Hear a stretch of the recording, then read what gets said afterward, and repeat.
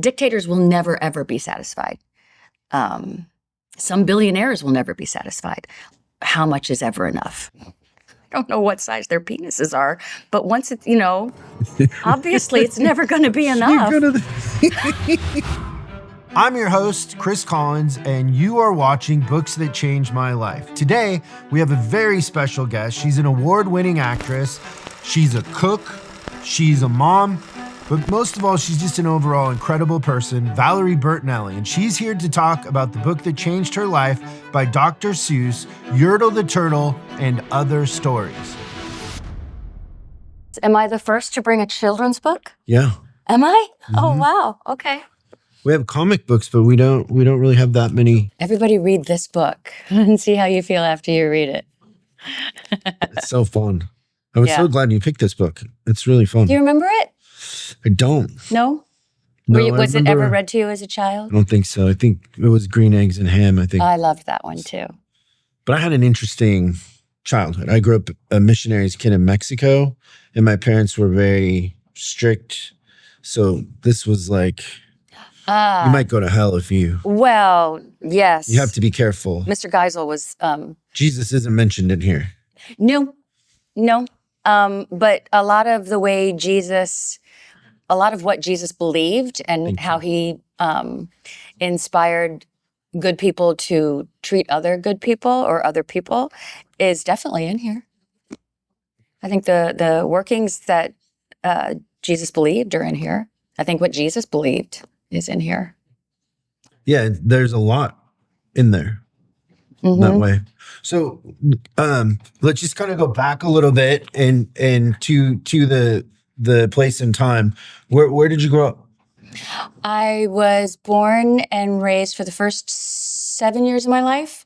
I was born in Wilmington, raised in Claymont, Delaware. My dad worked for General Motors, so we moved a lot. What did he do for General Motors? I don't know. He worked for General Motors. And it forever made him crazy. Did he always have a demo, a new car? Yes. Yeah, every couple of weeks. As a matter of fact, one of my brothers, David, and I crashed the car when we were like 6 and 5 in our front yard. There's the street we lived on, South Avon Drive in Claymont, has a slight hill to it. And I've been back since then, since I was a child. And I always thought this hill was like dramatic. It's just like barely a little slope. It's a little slope, but we used to sled down it. Anyway, my dad had the car parked on the street, and David, one of us, and David and I still argue to this day about it, undid the brake, and it just like cruised right into the neighbor's car. And we ran into the house and hid in our bedrooms. And then the police came, and we thought we were going to jail, and we didn't go to jail. But we did get grounded, so, Yeah, just a part of growing up. Yes, yeah. So Dad worked for General Motors. What about Mom? Mom is a stay-at-home mom. She was an artist. She was what did Mom? I don't know how she did what she did, actually.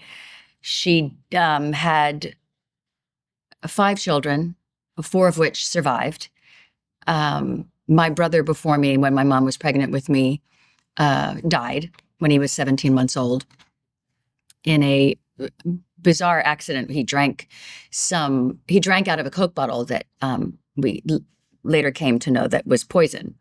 So it was a long time ago. It was in the 1959, 1960. And it was sitting on a shelf in a barn way out in the country. And Mark picked it up and drank it and died. And they were too far away to get to the hospital. I don't know a lot about it. My mom and my dad never talked about it.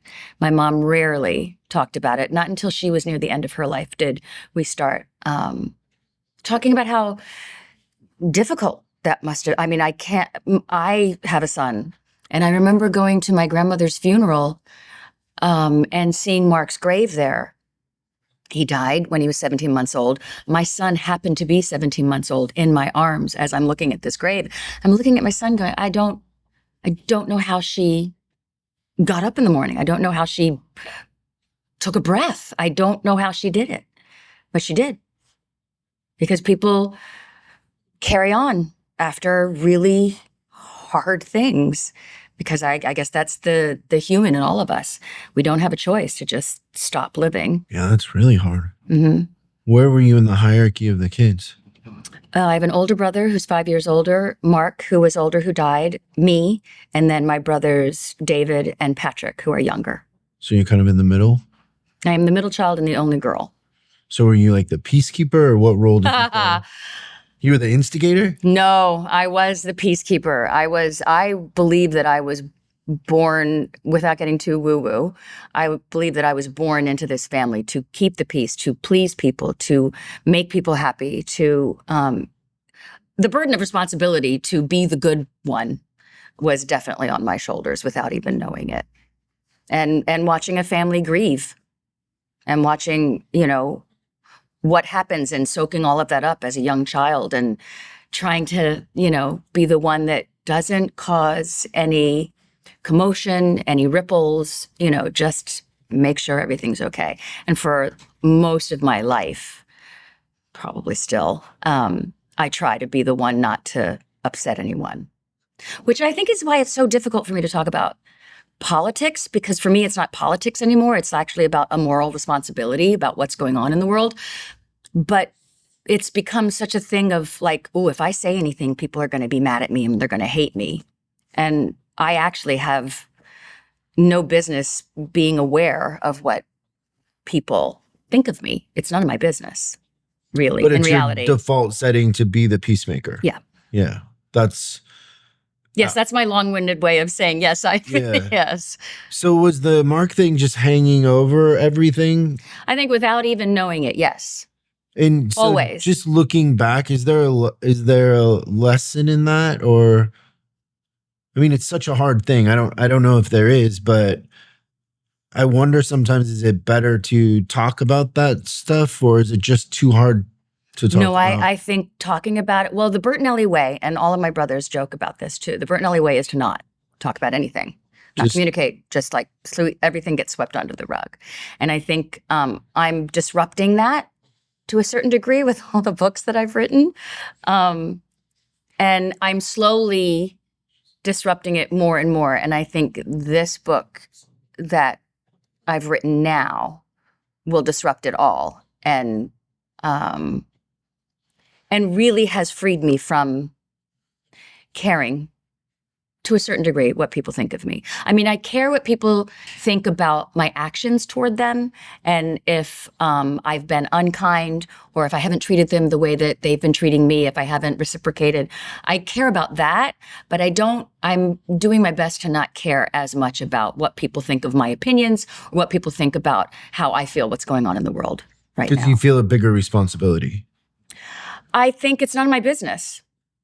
I think my responsibility is to take care of my own lane, and when I see injustice, speak up. But it's so volatile. Yeah, people are polarized. And there's really no reason for us to be.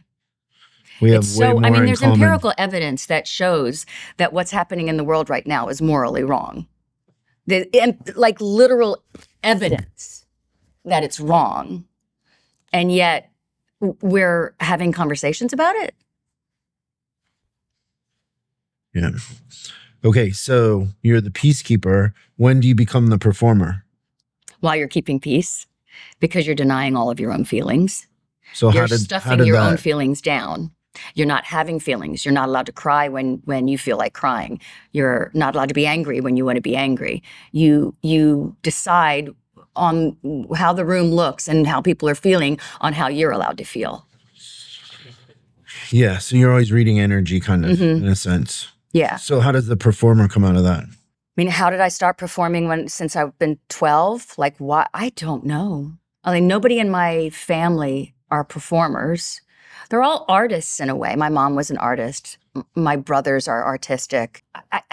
Sometimes I think that we're just drawn to and motivated to do things that we don't know why. And I think as a young child, I was drawn and motivated to be an actor, or at least to be on commercials because it looked fun. But it was pushing me in that direction so that I could learn a bunch of stuff through these last 60 some odd years to become a better human being. Without that sounding so, because acting doesn't make you a better human being. But I think what happens as actors, as artists, is and as a child in that industry, it makes you believe things that are not true about yourself. You're too fat, you're stupid, you're this, you're that. Or you're amazing, or, nobody's better than you. All these things are untrue about you. And I think my lesson for me is to learn that we're just good in and of who we are.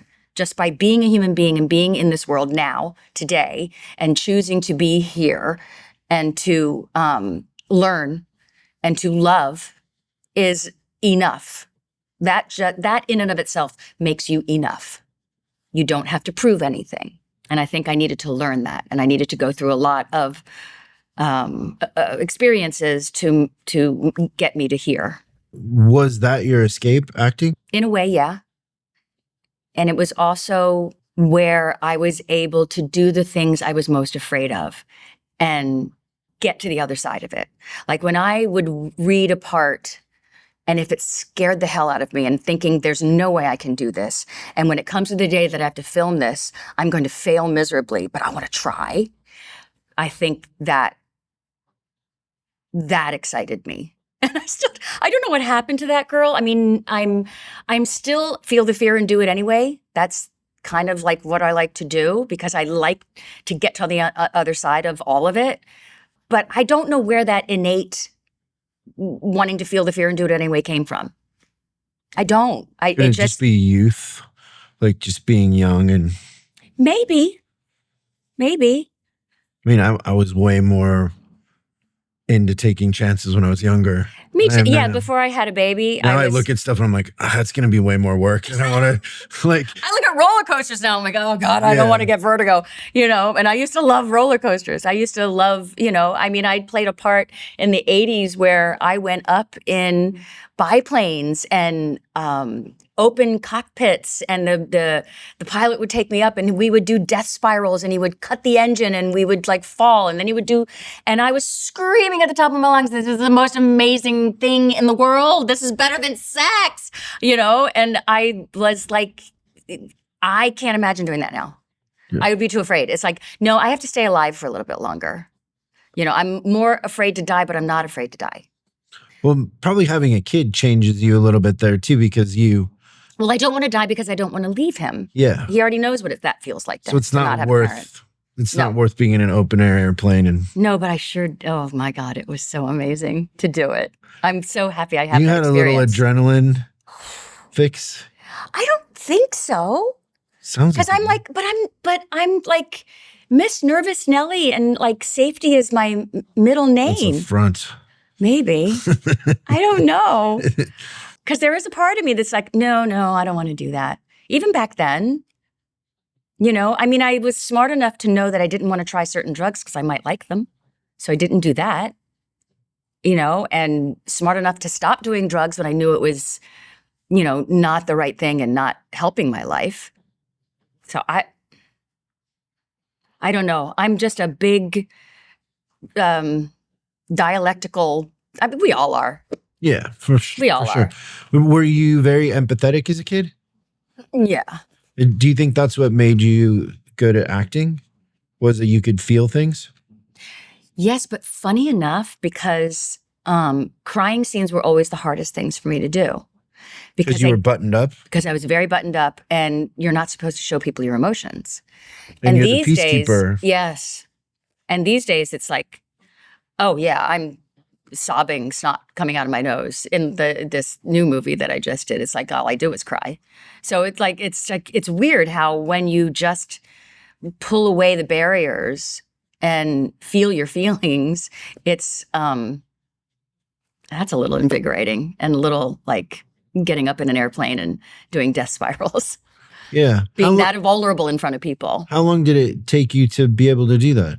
Like before you would go to the tank and it wasn't there, but now you can do it? I think everything that I've been through in the last just 5 years alone has filled up my tank of sorrow that I can tap into it when I want to. because it's there. There's just so much sadness that is just right there, ready to be tapped into, because it's like, fuck, life sucks sometimes. And really things happen to you sometimes, and you got to work your way through them. And when you do, you're able to sit on the other side and go, God damn, good for you. You got through that, and you still stayed kind. You still stayed, mature. You still didn't stoop to their level. Good for you. Would you make the connection from being the peacekeeper as a childhood that it is kind of similar, that you can keep your cool in those situations and not That's a nice go observation. to that place? I like that. Maybe. But you're older. I think it's a good and point. You have a better grasp on it. Of? Well, you probably have a better grasp now of how to mourn and not sweep things under the rug. Oh, for sure. Yeah. Losing 3 people close to you within, 16, 19. So I lost my dad in 2016, my mom in 2019, and Wolfie's father in 2020. So that was just like boom, bang, bing, bang, and lost my job. I got a divorce. Lots of crappy things happened in a short amount of time. Were you just numb for a while? Yeah. And I drank myself numb for a while too. And now I haven't drank for 2 years, but I don't think that's why. I think I'm just one of those people that likes to challenge myself. Yeah, that's tough. And COVID? COVID really came in the middle of like the worst part of it. And then to be isolated. Yeah. And isolated with someone, that isn't going to work anymore. So Oof. Yeah. So there's a lot to tap into. Yeah. So you were a reader very young? Yeah. And so how old were you the first time you read this? Well, the first time it was read to me by my dad, I believe I was 5 or 6. As a matter of fact, like you would ask your dad to read your story? Yeah, Daddy, please read fun. Doctor.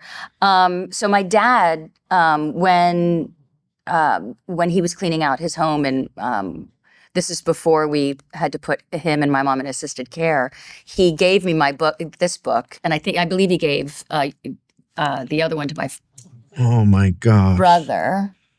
That is so sweet. Yeah, so I think Green Eggs and Ham my brother has, and my dad gave me this one. And I think he probably knows better why. I don't know, because I loved Green Eggs and Ham too. I loved, Are You My Mother? And what are some of the other ones? A couple times I've almost bought the collection of all of his books that Really? I've seen, in auctions and stuff. Uh-huh. And I think someday I will, because they're so They're great. so good. They're so good. The colors, Lorax. Yeah. I could have sworn that in the beginning here, there were like a list of his books, but I guess I was wrong. You know what's fascinating to me about books? Well, many things, but one is that... You like books? No.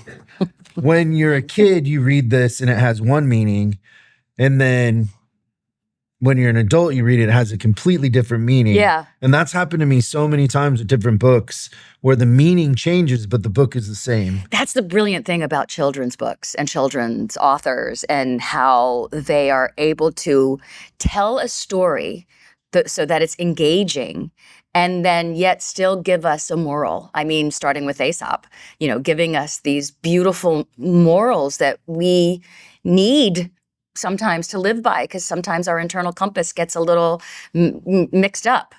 So when we have these kinds of books as children, as we're learning how to navigate being a human being, I think they're incredibly helpful. Yeah, and it's harder to do this than to write a normal book. I would think. Yeah. Yeah. Okay, so for the audience, if they haven't read this book, just kind of summarize Yertle the Turtle. What it means to you. I guess in a super compacted summary for me, it's treat people kindly, be nice, do unto others as you would have them do unto you. And if you see injustice, speak up. Yeah. Or burp. And if you've read the book, you know what I mean. Did you read this to your son? I think I did. I believe I did. What did I read to him more often?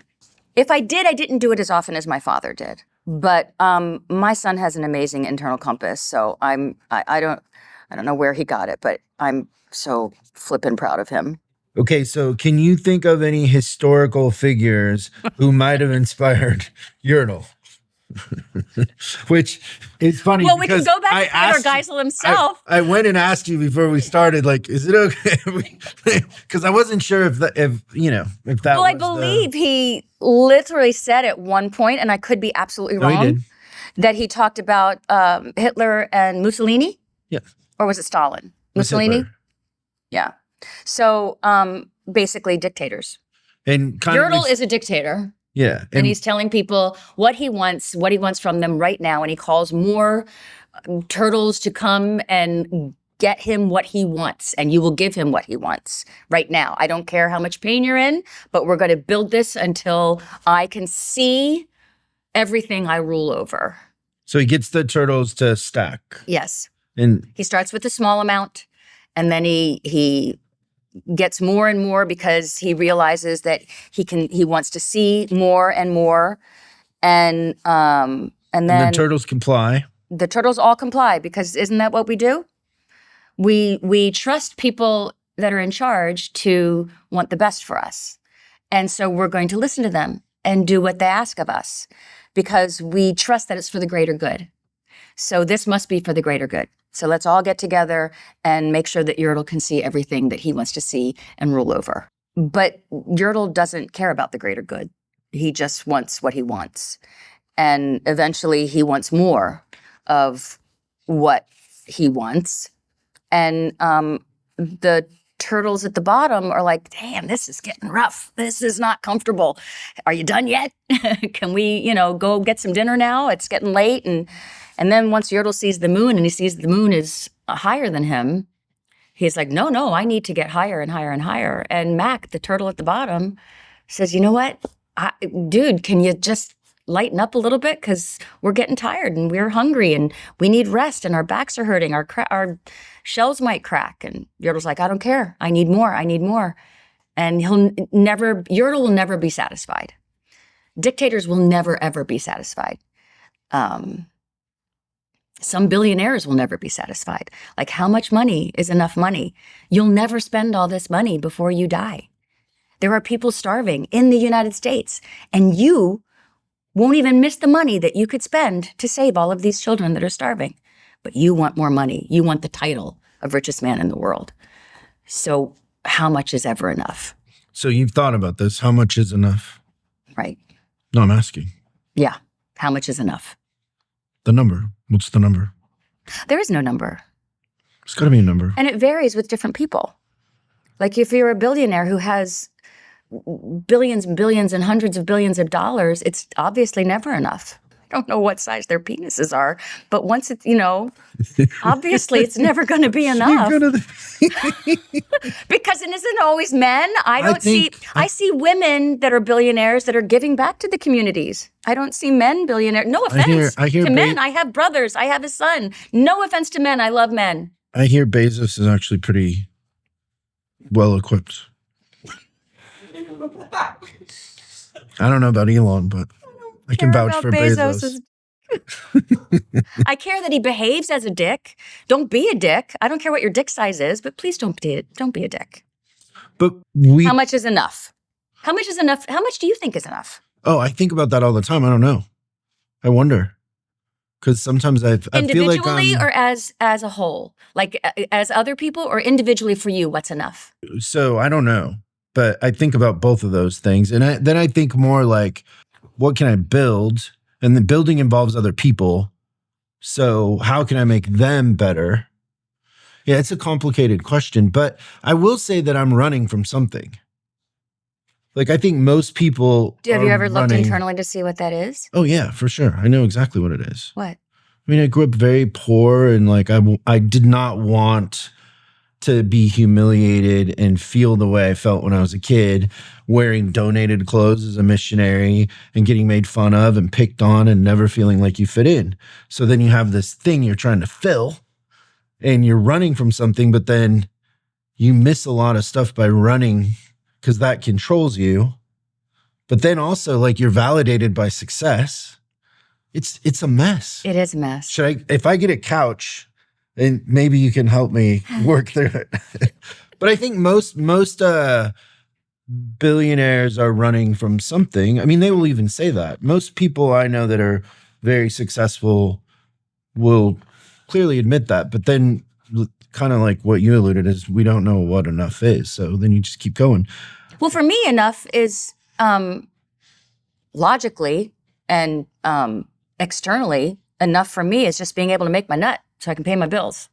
Like, I don't need to be a billionaire. I don't need to. I don't need to be awash in money. Is it 20 million? Is it 50? Is it 100? Like everybody's got a different number. I don't have a number.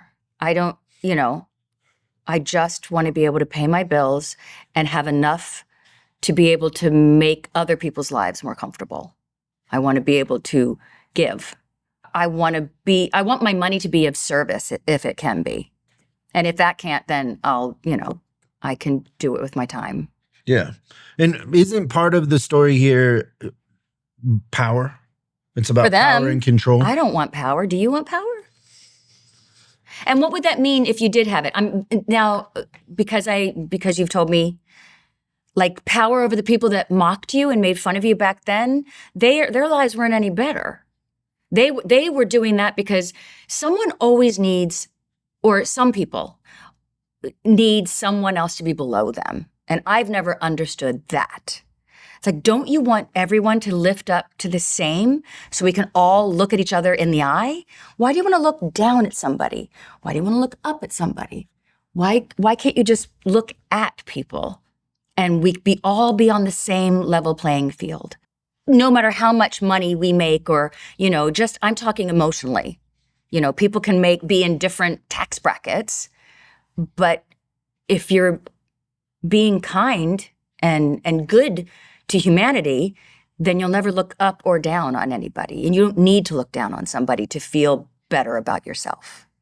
Yeah. In fact, I think you'll feel better about yourself if you feel like you can lift somebody else up and give them. There's no such thing as pulling yourself up from a bootstrap because you can't even get boots these days. So, to be terrible, What, you're wearing boots? Yes, I am. And they have no straps. I like them too. There's no straps to pull them up. Yeah. No, I agree with that. Like, I don't feel better in a situation where someone feels less than that doesn't make me feel better if someone feels less than in the same room with me. Now, the part of that is missing from that, which I agree with, is the part that power is a thing. And if somebody had to be in power, most of the time I'd prefer to be the one in power because I can stop that. Is power the thing or just being a good manager to manage a group of people? They just go together. Not necessarily, because you can be a manager without powering people over or powering over people. For sure, but as soon as you get the title or as soon as you have the position, you're in a position of power. But you can welcome people into that. Others. I mean, sometimes it's too many cooks in the kitchen, but you can welcome people into a community of good. Yeah, and if you're the one in power and you don't see yourself as better than everybody else, that creates a better environment. Correct. But if I had a choice between some clown or me, I'd rather be the one doing that because I don't trust that clown. But who put the clown in power? We did. We vote that way. I didn't vote for this. Well, when you say this, I don't know what you mean because the part of I'm being coy. The part of this that affects me the most is here in California, and the government here is not great for me. Being a business owner, it's terrible. That I have heard from a lot of chef friends of mine. Did you read the 100 restaurants that closed in 2025? I mean, it's insane. So I know it's terrible. When we're talking about that, and I know I'm assuming you're alluding to the bigger power, but just locally, it's a mess for me, and it's it lacks all common sense. So, given the choice, I'd rather be the one making those choices because I don't see myself as being better. I just want to make things work for everybody. Same. And Same. it seems like it's, people, especially in the I government just wonder here, where that want budget control. is going to then. Oh my gosh. It makes no sense. I don't like, because that. The taxes, I it's crazy. So just back to the But again, conversation. I choose- I'd rather be the one with the dice in my hands. Okay. But not because I want to rule people, because I feel like I would make it better for everybody else. I would serve others in a way that maybe they wouldn't like it first, but in the end, they would be better off. That's dangerous territory. Oh yeah, it's a tightrope. Yeah. But I mean, it's business. It's But yet these are personal lives at stake. yeah, it matters. Yeah. It's a big responsibility. Yeah. I don't think you can be doing it because you want to control others or because you want more money, or No. You have to do it because you genuinely care. Yes, because you genuinely care and you want to make people's lives better. I don't know that there's anybody in government that's doing that. I mean, I can think of a few people that aren't, but they're so demonized. But I'm like you in the sense that I'm an empath. Like I feel things very deeply. Mm-hmm. And so like, it doesn't make me feel good for other people to hurt. Right. That would make me want to work harder, not. Right. Yeah. Think of what we could do if we had so much money. Why don't you run for office? No. I think you're thinking about it. No, I'm you're on not. the fence. Oh, absolutely not. No. I have a thick skin, but not that thick. No. And the minutia of it would drown me. This is why I don't want to direct either. I don't want that many questions coming at me. I can take care of I almost said I can barely take care of my own life, but I do take care of my own life. And that's enough for me and my circle of friends and my circle of family. And I still have I have a big life, but I keep it as small as I possibly can. So the minutia of governing people would drown me. Yeah. And the empathic part of you would probably drown you as well. Yeah. So what happens in the book? Mac burps and Yertle falls. And what's the lesson in that as an adult? I need somebody to let out a big old fucking burp. Let it all fall? I need somebody, and I don't know who that person's going to be, but it's usually something burps when we're all feeling constricted. And we're getting so constricted right now, a burp is about to happen. And I don't know where or when it will happen. It's just I would think the law of nature or science or whatever it may be. I am not a scientist, but I think when something's constricted enough, it has to. So. Or what goes up must come down. Always, which is Yertle. So you're. The dictator falls. I'm trying to think of any dictator that hasn't fallen in history, but I don't know history well enough. I mean, eventually, any dictator, eventually they fall or they die of natural causes. Yeah, but or of ill health. Anybody who rules people with a heavy hand, usually the people turn on them. Doesn't have a happy ending. Yeah. Yeah. You can't keep people down forever. You can't be that cruel. It gets harder and harder to sustain. Yeah. Because you got to be more and more cruel. And then more and more people take their head out of their blankets and pull down the sheets and go, oh, yeah, this isn't going away by me hiding. Yeah. Have you heard of that? I'm sure you've heard of that theory, that 80-year, is it the 80-year theory? Every 80 years, like we go through these stages, there's 4 stages, and someone smarter than me said we're in the 4th stage and we're about to start the first again, which is the regrowing, everything falls apart and then we grow everything back. So I'd like to be alive for the growing back part, but I don't know how much longer it's going to take. But I don't. It does feel like we're in a cycle. It does, yeah. Because didn't this just happen? This was written in the 50s, after World War II. Yeah. So I feel like this could be written today very easily. And about any dictator around the world. We have plenty of dictators around the world. So I don't know, do we learn anything from history, or are we just supposed to just go through these waves of times and it gets better, and then we all think it's going to be great, so then somebody is able to come in again, and I don't know. I don't feel like we pay enough attention to history. We should, because it's all mimetic. It's all a pattern. Well, it's also being denied.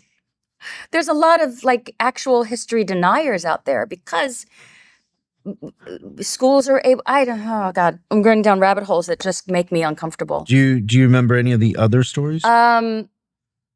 What was someone with the feathers? What was the one with the feathers?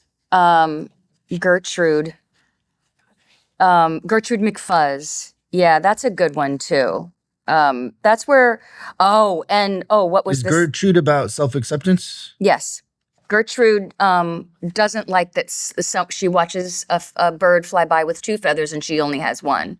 So she goes to this bush and starts eating all the berries, and she keeps growing feathers. And she's like, now I'm better than Lola. I don't remember the character's name, but I'm better than the bird with 2 feathers. And she isn't happy with just 3 feathers now.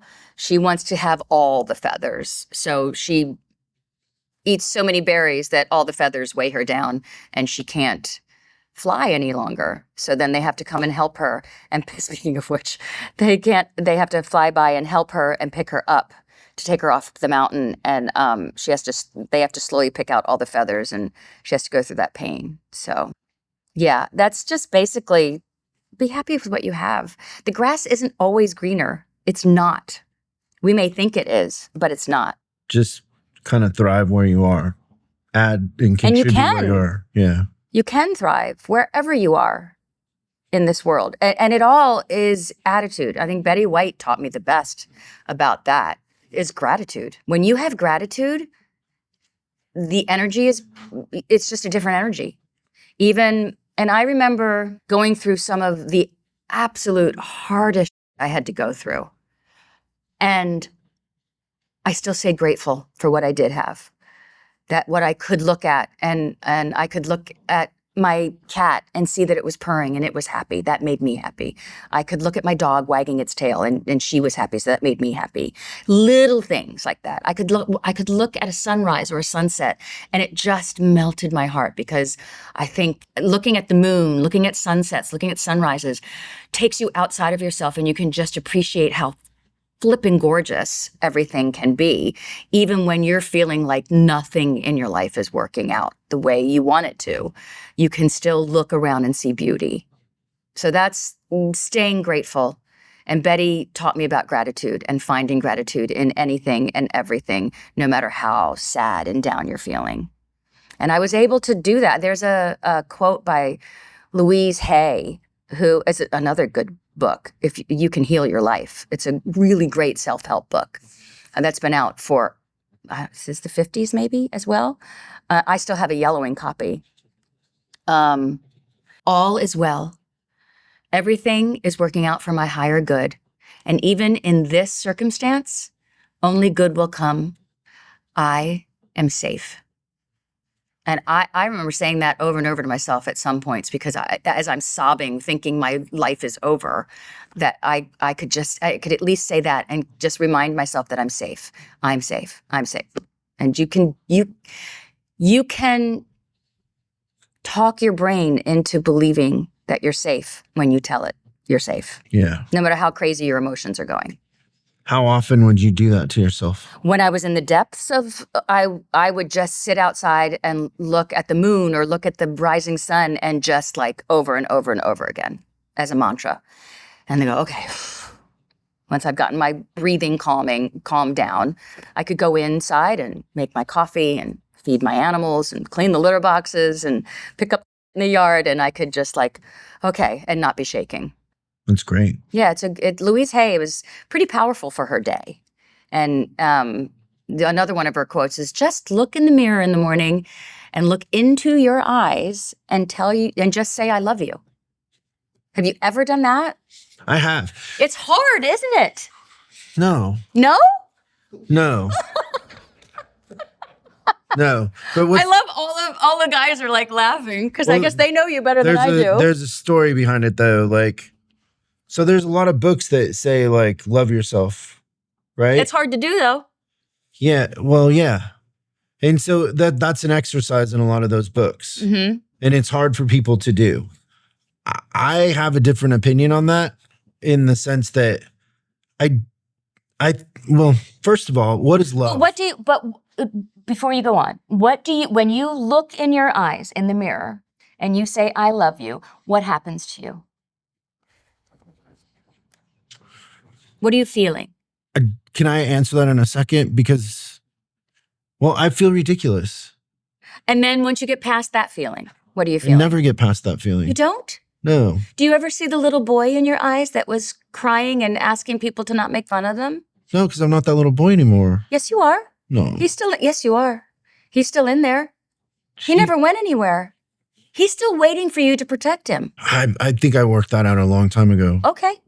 No. Then I'm wrong. He was a version of me, but I've reinvented myself. Like, he doesn't have a hold on me. Oh, I'm not saying he'll have a hold on you. I'm saying he's still in there, either cheering you on or saying, oh, hey, that hurts, or hey, good job. That little boy was confused. He didn't know what to do. He didn't have good advice. He didn't have good But that little boy grew up with you.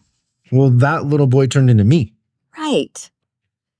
So you're saying you left your little boy behind and you have no, like, little boy urges to do things that little boys would do. Well, in a more global sense, is when you're a kid, you control very little of how your life goes. Your parents absolutely control it. So as soon as I could get a job and make my own money, I did. And as soon as I could move out, I did. But once I could control my life, it had a different, sensibility to it. I wasn't at the mercy of other people's bad decisions, which was very freeing. You're just at the mercy of your own bad decisions. Well, when I make a bad decision, I can learn from it. Absolutely. And that's what they're for. And also, I can do another thing that nobody did when I was a kid is I can own up to it. And I can say, hey, the reason why I made that bad decision is I was too, greedy or too And I was slow. wrong and I'm I sorry. should have practiced more, asked more questions. Like, I can get better from that situation. And that's empowering and exciting. Yes. Have you ever apologized for something and had it accepted? Yeah. Have you ever apologized for something and had it not accepted? Yeah.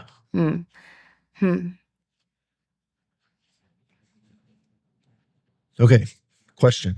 What is love? It's a feeling. It's safety.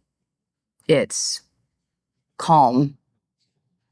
It's magical.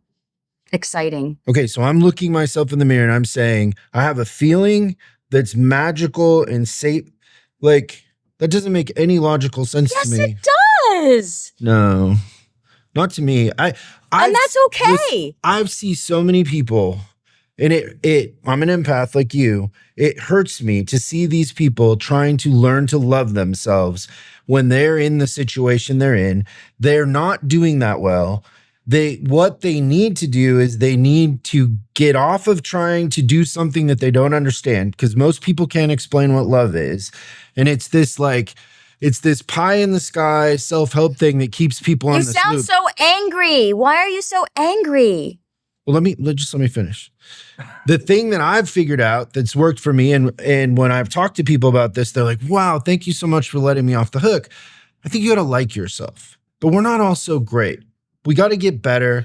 We have to improve. I agree 100%. This love thing puts people in this thing. Most people have never been loved. They don't experience love in a way that they would know how to do it to themselves. And so you got to root for yourself. You got to prioritize yourself. You got to like yourself. That's the same thing. It's not. The love thing makes it's too unobtainable for most people. You know what, though? What I like about what you're saying, very much so, is that you're right. You got to start with just liking yourself. I hated myself for so long because I don't even know why.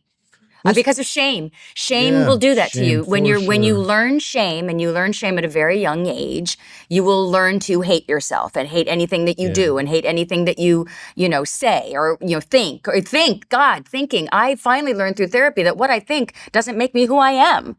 Like I could think angry thoughts and jealous thoughts. It didn't make me behave angrily or behave jealously.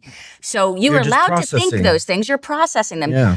Thoughts and feelings they're information to let you know what's going on, I hate the word triggered. I got to come up with another word besides trigger. But what's activating something in your body to make you uncomfortable, anxious, warm, flighty, nervous, happy? What's happening?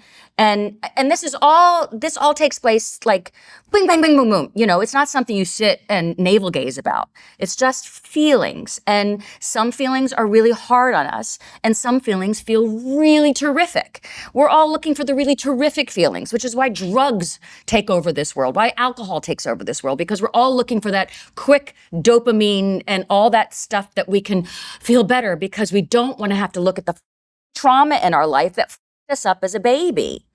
But when I look in the mirror and I can look into my eyes, not at my whole face, but if I look into my eyes, I can see that little girl looking back at me going, I needed to be protected and I wasn't. And I need that now. Protect me. Protect me as a full-grown human being, a full-grown adult. Even though that little girl just still sits inside me, she's me.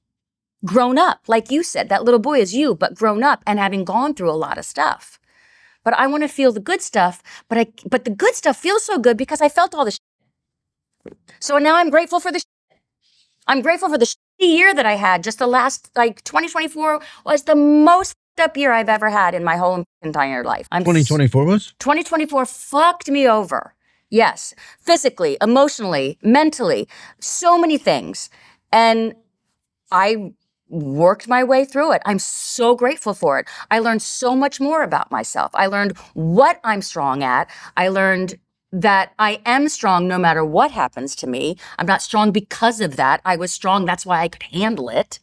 That I'm proud of myself now. And when I look at myself in the mirror and I see that little girl, I'm like, I'm here for you and you're here for me. And we both remember what happened and we're doing this. Look at us.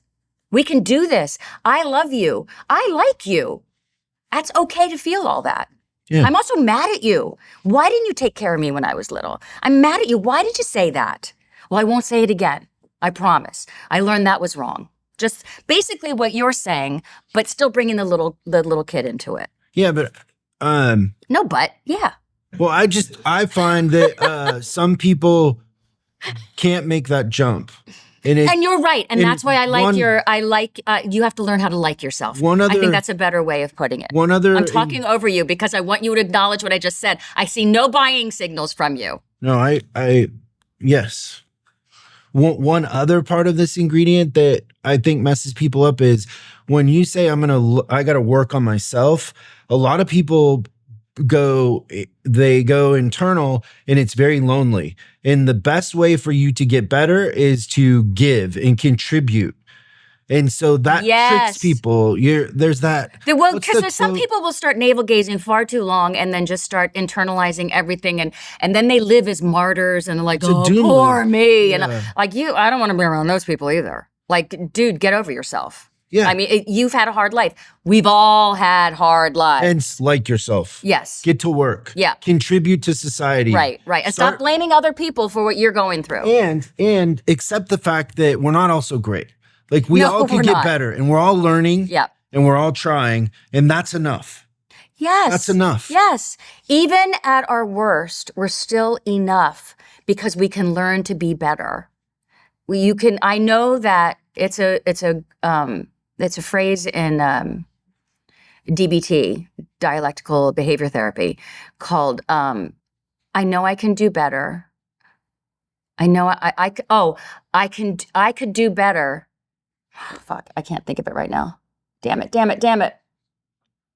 I know I can do better and I'm doing the best I can. Yeah. So I think you're right about having to give yourself a break a lot. And I think that's part of knowing that you're enough. Knowing that you're enough, give yourself a break. But believing you're enough is so hard to do because it sounds so Like, what? It's impossible to grab onto. Like loving yourself. It feels impossible to grab onto. Liking yourself feels more doable, like you said. And I like that. I'm And agreeing with contribute you. to others. Always get outside yourself and go help somebody else. Yeah. Go work at a food bank. That's fulfillment. Yes. And I would just make the connection back to what we were talking about earlier is that mindset is the mindset that I wish more people had when it comes to power. Because if you're in that mindset that you don't have to be the greatest, you know, you're working on yourself and you can always get better, then we all get along. Because I don't have to be better than you. It's not a competition. I want to contribute to you. I don't want to take. Well, I gather this from you, that you want to be around people that you can learn from. You want to be around people that you would think might be better than you at something. So that's who you can learn from. Like, I always want to be doing projects with people that know more than me. When I started doing my cooking show, I was with people who knew all about cooking and knew all about how you put it on television. And I was a novice. I knew how to cook. I knew how to cook since I was a little girl, watching my grandma cook, watching my mom cook, my aunts. So I knew that, but I didn't know how to then put it onto television, and because it's a different animal. But I knew how to act. So I could put those two together, but I needed someone to teach me. So I needed some people that were better than me at that. And instead of looking down on them, why would I just soaked up their information. I gather you're the same kind of person. Oh yeah, what's that Dale Carnegie quote? Everybody's better than me in some way, and in that I learn of them. Oh, I love that quote. Yeah. Yeah. No, like everybody's special and they have something. But it's the people that believe that they're the best at whatever they're doing and don't need to learn anything else that are the dangerous ones. And those are usually the dictators. They have big dicks and they're lonely. When you think about it, I mean, what are you going to do with that? That's far too big. This is fine. Maybe this is even fine. That's way too much. No woman needs that. Are we talking about fish? No man needs that. Because I caught a fish this big? That would be this. And I never caught a fish any bigger than this. No, because I really did fish. I'm talking about fish. There's one more in here about worms. Yes, that's like, shut the fuck up, you two. Stop trying to be better than it. Basically a conversation we just had. It's stop trying to, the bear and the rabbit, the hare, trying to out, like, my hearing's better than you. Is it eyesight or smell? Smell is better than you. That's like, everyone wants to one up somebody as opposed to, and then the worm comes out and says, I can see all the way around and you guys are assholes. Yeah. So basically what you're seeing, believe your eyes. We could go back to 1984. I mean, people are telling us right now that we didn't see what we saw when we saw what we saw. And we know we saw what we saw. But they're gaslighting us. I want another word besides gaslighting because it's been overused as well. It's driving me crazy. Triggering and gaslighting have been overused, but it's pissing me off because it's a good word. Yeah. And it's true. And I've been through it personally, and I've been through it watching the world slowly destruct itself. It's not proper English, but you know what I meant. Yes. Okay, the big question. Yes, sir. How did Yertle the Turtle and Other Stories by Dr. Seuss change your life? I think it changed my life by making me just as annoying as I've been today with you in this interview that has made me so verbose and judgmental in the way that I think it's okay for people to be. But sometimes I give myself a hard time about doing it. But I think it started my road to becoming aware of external things around me, people around me, how I need to treat people, how I want to be treated. And if I treat people a certain way, they'll treat me a certain way. That's a selfish way of do unto others as you would have them do unto you. I now have gotten to a point where I want to treat people well because it feels good to see people thrive. And that, I guess, is still selfish in its way because it makes me feel good. Mm-hmm. Yeah, I would say, though, like with your experience and who you are, you're a huge inspiration. And these sort of conversations, I think, let people into, the understanding that it's not a straight line and we're all working towards it. And There may be no line at all. yeah. Like they say, time isn't linear. It's right up and down. Everything's happening all at once. I don't know. I can't wrap my brain around that. I don't use enough of it to be able to, but I know there's something there. This is great. Isn't it great? So I think great. we should all be reading this to all of our children, and we should all be reading this as adults To our right now. adult children. Yeah. Yeah. I think I'll go home and read this to Wolfie now. Will you see Wolfie today? I will. He's already sent me 2 cat pictures. Oh. What kind of dog do you have? She's a little mutt. She's like 35 pounds. She's sweet. Just out of curiosity, what books were on the bingo card for this show that you were Well, thinking about? I went over so many books that, like, the very first book I read for book group, which was Angela's Ashes, which is one of my favorite books. I think it talks about poverty in a way that is sadly poetic, but so Frank McCourt just brings you so deep into that world that it opens your heart up, and if you're not an empath, I think it will make you one. Then there were so many books. I love Geraldine Brooks as a writer. I loved Horse. I loved historical fiction that takes different eras and weaves them together.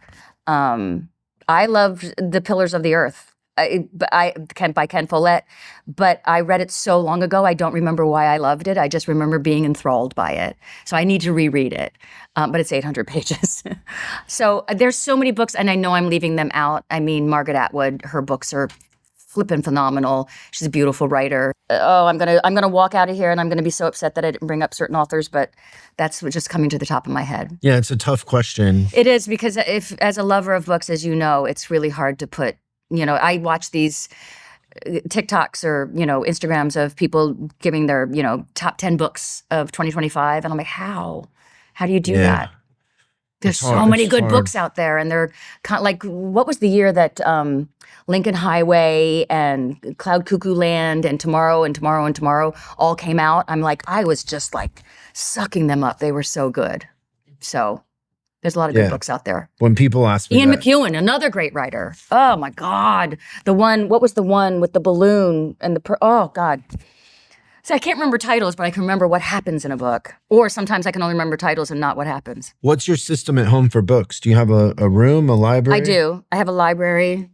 It's not like this, obviously, but I have all of my book group books on one side, all alphabetized by author. And then I have my self-help books. I have my religious books. I have autobiographies. I have cookbooks. So yeah. And then I have political books. I only have like a shelf this long of political books. I keep throwing them away. I got political books. Yeah, you got. I'll come here if I need to read anything. Do you have a section for books that you just acquired that you haven't read yet? Like, yes, they're in the queue? I have a shelf of that. How many are in the queue right now? I have a couple on my stand by my bed, and I have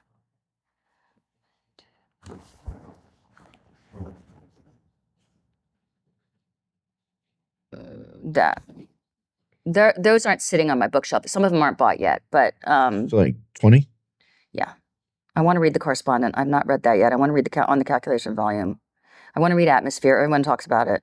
So yeah, there's a lot. And I'm just finishing up Infinite Life, Infinite Lessons by Susan Grau. There's a lot of good books out there. Yeah. A lot. And then I'm going to start On the Loneliness of Sonia and Sonny. When do you read? At night. Before you go to sleep? Mm-hmm. Or I'll read, like when I don't have to work on a day, I'll do that. Or I will listen to the Audible on my dog walks. So Audible. I do like listening to books. Me too. And I read my book so people could listen to it because I love that too. Yeah. I know it's probably more work, right? I love it though. It gives me a chance to read the book in full, because I've only done it in sections all during the process of it. But when I read it in full, as opposed to reading it to edit it, or to look at the editor's edits, it's finding the flow of it. And I was really happy with the flow of this last one. So your next book coming out is called Getting Naked? Mm-hmm. When's it coming out? March 10th. March 10th? Is it done? Yeah. I just read last week. I just read the Audible. How do you feel about it? I feel really good about it. I feel very nervous about it. Nervous why? Because you're getting naked? What's the getting naked about? It's about getting naked with yourself. It's looking in the mirror. Vulnerable? Vulnerable, yeah. Is there an exercise in there where you look in the mirror and you tell yourself you love yourself? It's not the exercise. I do have some meditations in there, though, to help you work through some anxiety. I have a couple different, I have a bath meditation. I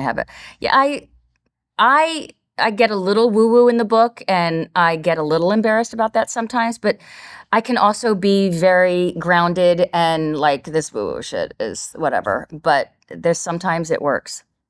There's something, like I'm reading Susan Grau's book right now because I met with her, and I do believe that we feel energies of people that have passed.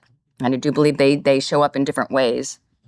And I have my son's father showing up, I have my mother showing up, and I have my father showing up in different ways, and they all show up differently. And she was able to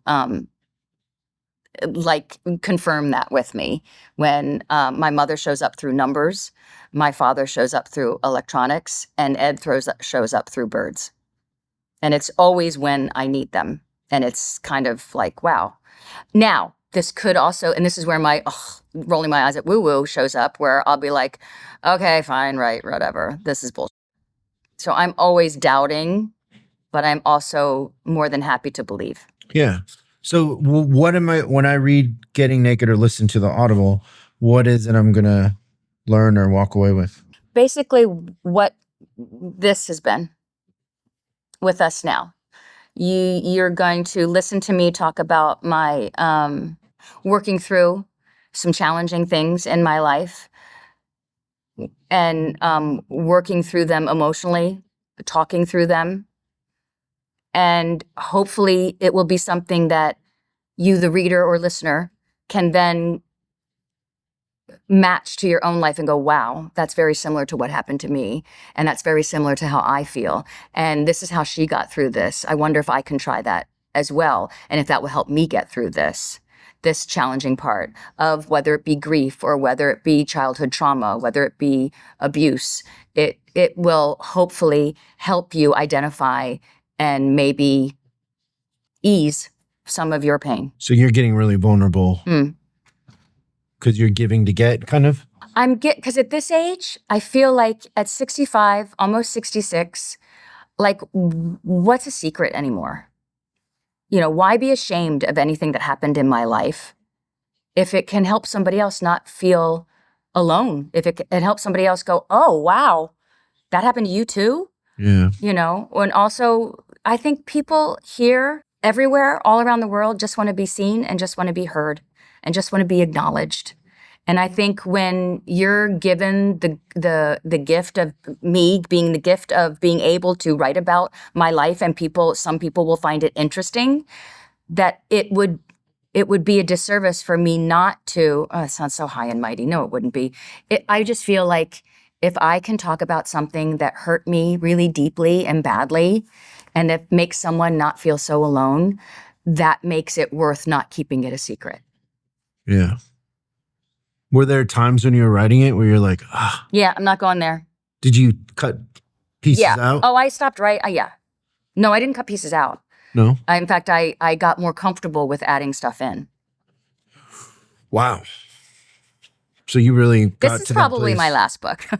I think the next book and next few books will continue to be cookbooks, but this is my last, I think, unless of course something wild happens to me in the next few years, this is probably it for a while because I have no more secrets to tell.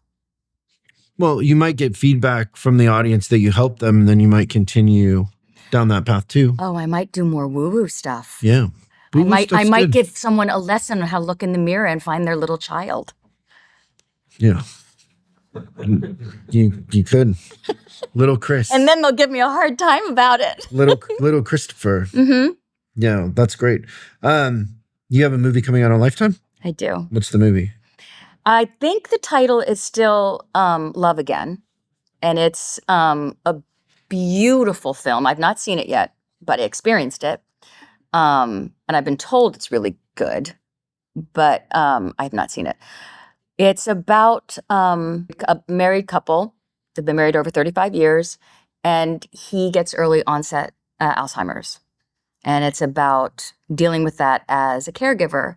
And she falls in love with someone that a doctor that she meets at the hospital, and the intricacies and the delicacies of that, and how it's just a beautiful story told with heart and humor. Oh, that sounds so like an elevator pitch. But it's it's a beautiful script written by Nancy Silvers. Like, she did a ridiculous job of just weaving humor, real life humor, into really devastating circumstances. That's great. Yeah. It's a tearjerker. I suggest definitely a box of tissues. Yeah. And then you have a lifestyle cooking app? I do. I have a cooking app that I'm launching at the end of February, beginning of March, somewhere around there. You're busy. Can you download the app now? No. No? What is the app going to be called? It's going to be called Valerie's Place. Oh. And it's really hard these days to sell your own show to traditional networks and traditional streaming services. So I'm going to start my own.